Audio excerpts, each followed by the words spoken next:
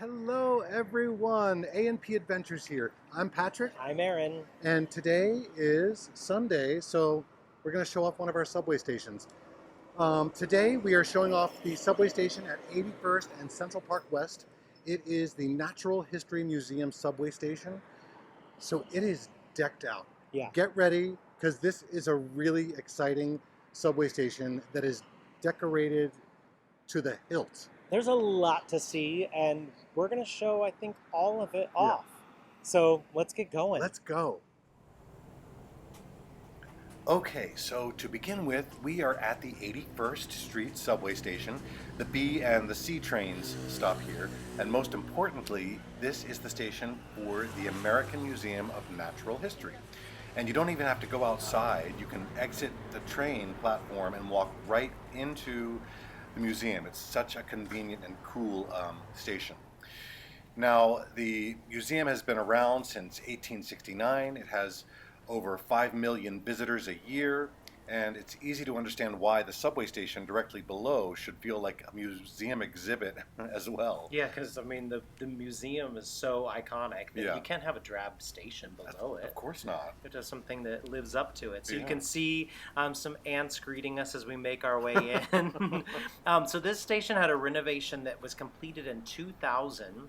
And the reopening of this station included a new piece of subway art, and that piece is called For Want of a Nail.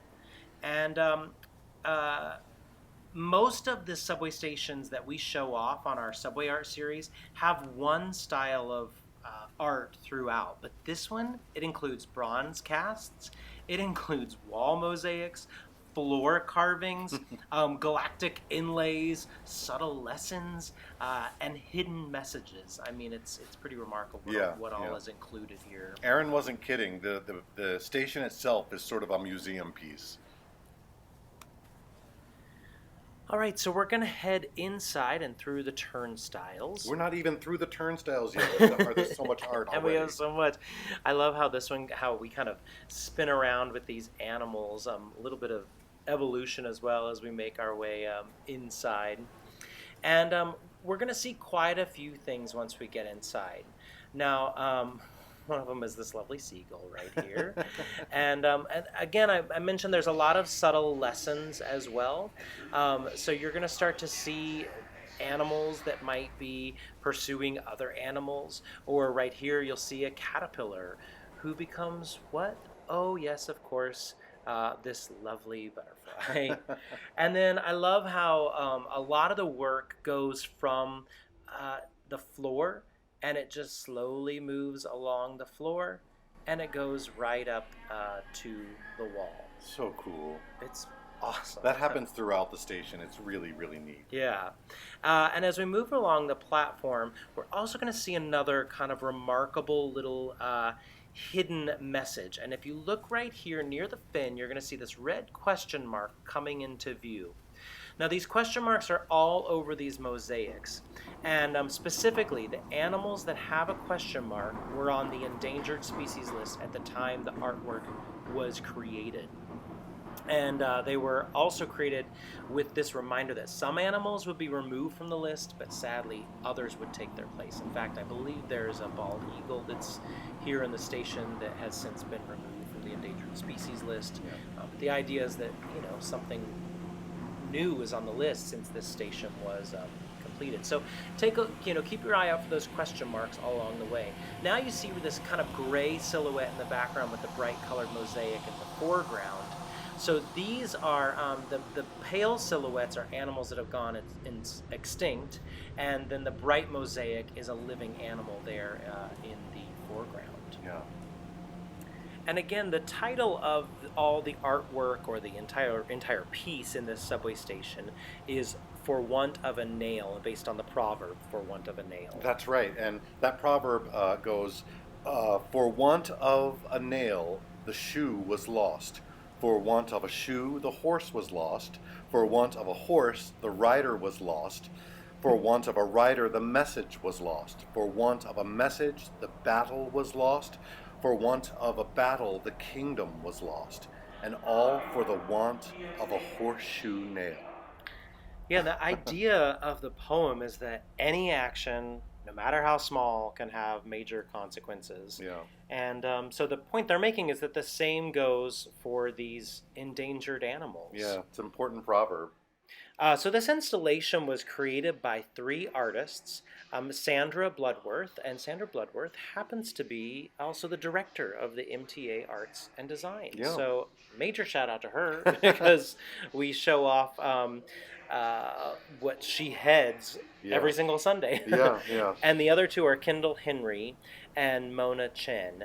Now, the mosaics themselves, the actual construction of the mosaics, that was done by Stephen Mioto, and that's a name that comes up on quite a few of our tours because he's done quite a few of the subway mosaics. He's such a talented mosaic artist. Now, coming into view right here, you see another one of those question marks here for the extinct animals. Hopefully you've seen some more along the way while we've been yammering away. And now you see another one of the silhouettes, too, of the extinct animal with the living animal in front of it. Here comes another one as well right here. Yeah. I guess that's, I think, a dodo bird maybe in the background. So cool. Yeah. I love that it's also, you have to bend down to see some of them, too. Well, I mean, they sort of put the animals in like where they would be in nature. You know, there's the woodpecker, of course, right up against the sign of the subway station. And a bat hanging from a bar, of course, which is, just terrific. And then taking flight, of course. Yeah. And, fun, as the subway pulls in, you catch a glimpse of all these animals. Maybe you catch one each time the subway comes through. Maybe you catch another one. It's one thing I just really love about this station, or perhaps you're waiting for the subway to come in and you look around and you glance down and then all of a sudden you see, oh, what's that? It is a whale. I mean, it definitely makes you want to go to the museum. This is one of those pieces that we were talking about earlier that goes from the floor right up onto the wall. Let me end with a question mark, of course. Now, there's much more to this station as well. You can see some stairwells here. This one is a journey into outer space. We've got these deep blue tiles that represent the night sky filled with planets and constellations. This, of course, is for the planetarium that they have at the museum. Yeah. Then now we're in the ocean, swimming along. This stairwell makes you, feel like you're right there amongst the fish. Yeah, this subway station has gone all out for these mosaics. It's one of the most elaborate stations we have.